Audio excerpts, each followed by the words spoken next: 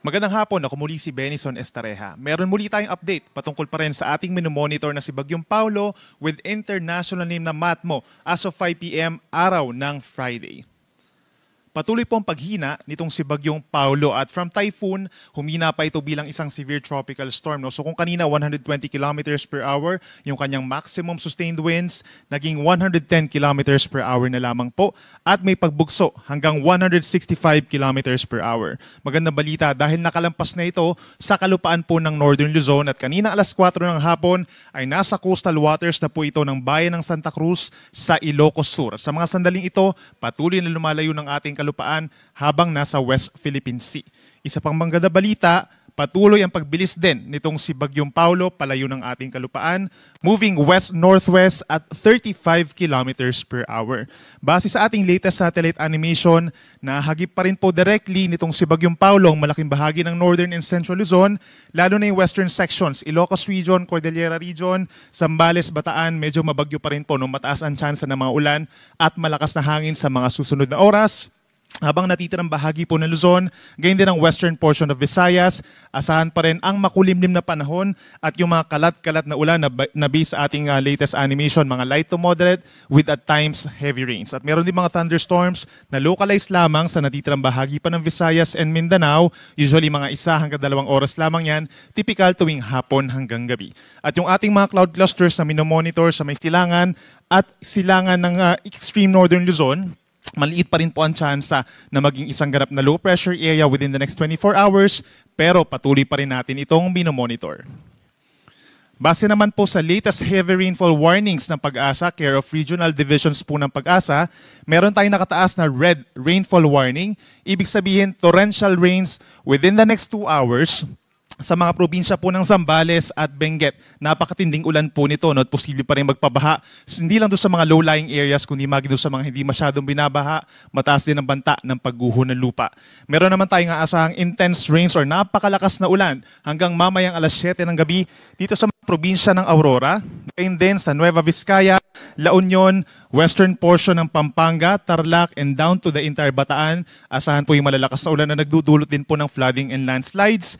Habang yellow rainfall warning naman or heavy rains hanggang mamaya alas 7 sa may Isabela, Quirino, gayon din sa may Ifugao, Mountain Province, Southern Ilocos Sur, maging dito rin po sa may Nueva Ecija, natitirang bahagi ng Bulacan, Pampanga, Tarlac, Pangasinan, down to may Cavite and Batangas, asahan po yung malalakas sa pag-ulan, posible rin magdulot ng mga flooding in low-lying areas. Itong mga kulay blue naman, associated siya sa mga light to moderate with at times heavy rains. Kabilang na dyan ang natitirang bahagi ng Pangasinan, itong rest of Cordillera Region, Cagayan Province, Ilocos Provinces, hanggang dito sa may Eastern Bulacan, Northern Quezon, Rizal, and Metro Manila. Asahan pa rin yung pabugso-bugsong malalakas ng mga pag-ulan sa mga susunod po na oras. Itong ating nakikitang image, galing po yan sa official website ng Pag-asa, panahon.gov.ph, kung saan every now and then makikita natin yung mga advisories and warnings ng Pag-asa as well as yung pinakahuling track ng mga bagyo na pumapasok sa ating area of responsibility.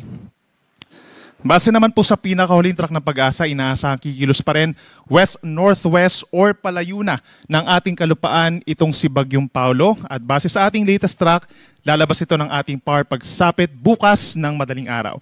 Naglandfall po for the first and only time itong si Bagyong Paulo po kaninang alas 9 ng umaga dito po sa may Dinapigue, Isabela, at nag-exit ng landmass around 4 or 5 in the afternoon dito sa may bayan ng Santa Cruz sa Ilocos Sur.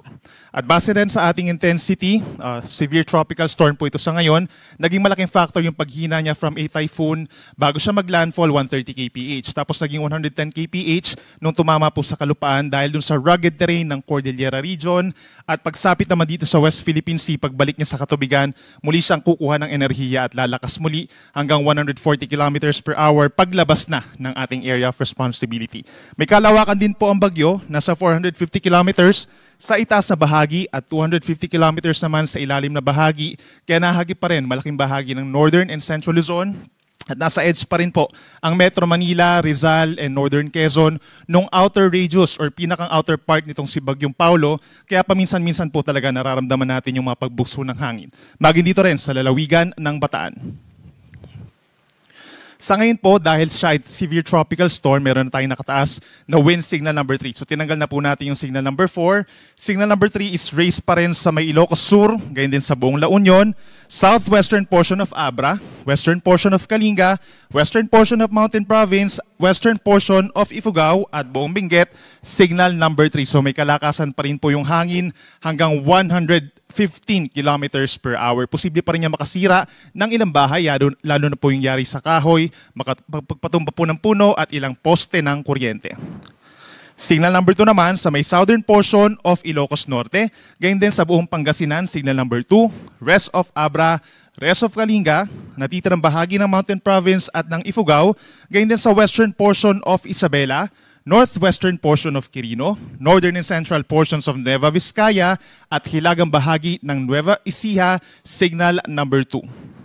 Habang nakataas pa rin ang wind signal number 1 dito po sa natitirang bahagi ng Ilocos Norte, buong Apayao, gayon din ng Batanes, buong Cagayan, kabilang ng Babuyan Islands, natitirang bahagi ng mga probinsya ng Isabela, Quirino at Nueva Vizcaya.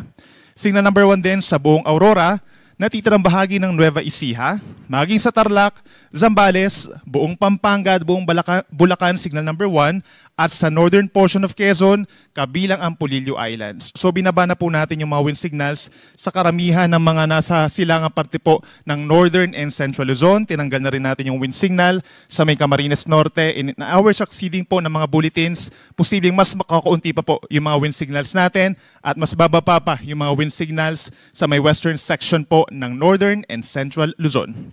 Samantala, dito sa Metro Manila, kapansin-pansin nga po na meron pa rin mga pabugso-bugsong hangin, gayon din sa natitirang bahagi pa ng Luzon, including Calabarzon, northern portion of Mimaropa, dito rin sa may Bicol region, hanggang sa may Panay Island, northern Samar, eastern Samar, pabugso-bugsong hangin. Yan po ay dahil dun sa outer parts or outer rain bands ditong si Bagyong Paulo. Mararamdaman po yan hanggang mamayang gabi.